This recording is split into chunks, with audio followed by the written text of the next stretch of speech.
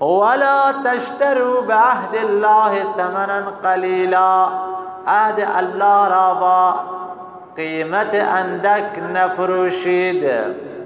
یعنی دینتان را بها نکنید، دین فروشی نکنید.